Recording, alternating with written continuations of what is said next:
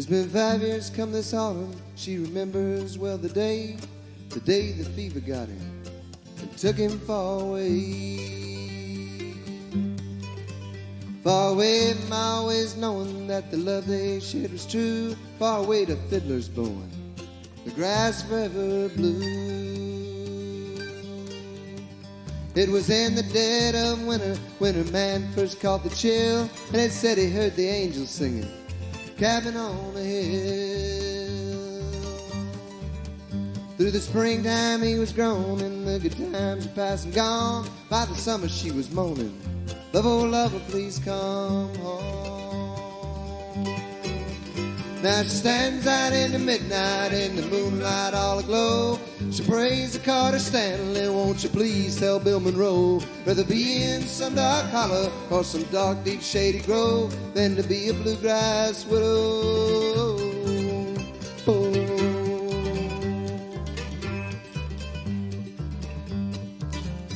I started listening to bluegrass music in Brian Duckworth's Rust Red 1970 Ford Maverick.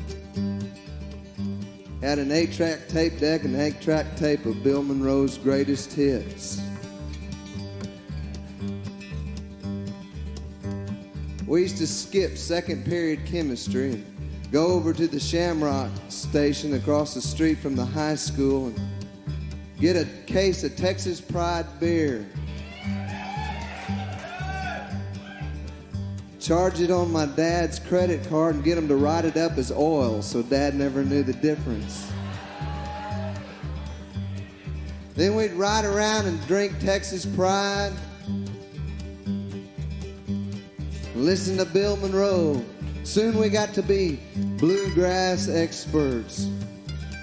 And we'd stop in another Shamrock station and get another Texas Pride case, drink that and listen to the Stanley Brothers, and then we'd go get a tape of Jim and Jesse, and it was on to the Kentucky Colonels and Mac Wiseman, the Newgrass Revival, Peter Rowan, and finally I got the brilliant idea of one day to take all the greatest bluegrass song titles in the world and string them together to make this song right here, The Bluegrass Widow. Quite possibly the worst bluegrass song ever written. I did this in tribute to the Front Porch Boys, which was a bluegrass band I was in College Station, Texas. We're a little 4-piece band that played weddings and parties and out on the porch and beer joints. And one weekend on a handful of cheap amphetamines, we decided to go to Crockett, Texas.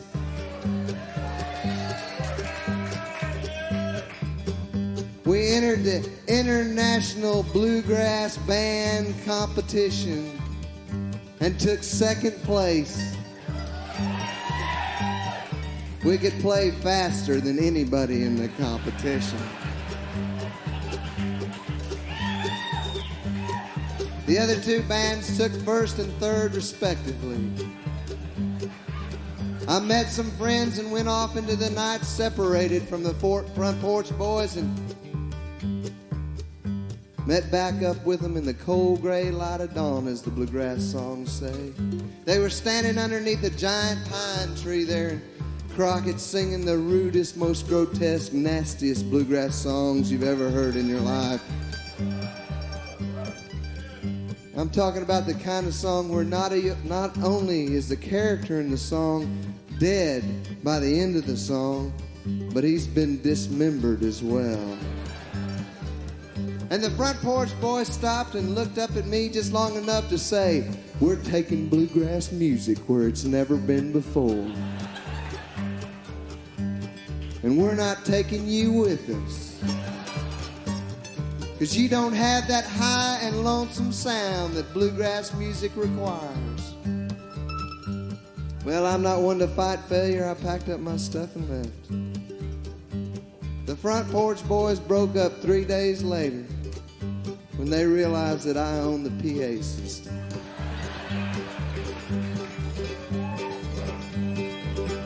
Will you miss me when I'm gone? Were his final words to her. Darling, think of what you've done. Then replied his Knoxville girl.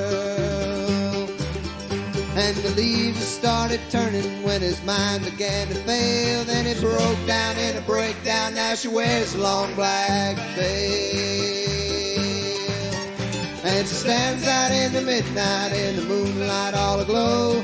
She prays to Carter Stanley, won't you please tell Bill Monroe, rather be in some dark hollow or some dark deep shady grove than to be a bluegrass widow.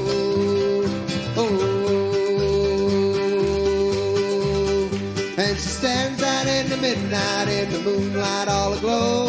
She prays to Carter Stanley, won't you please tell Bill Monroe, rather be in some dark hollow or some dark deep shady grove than to be a bluegrass widow.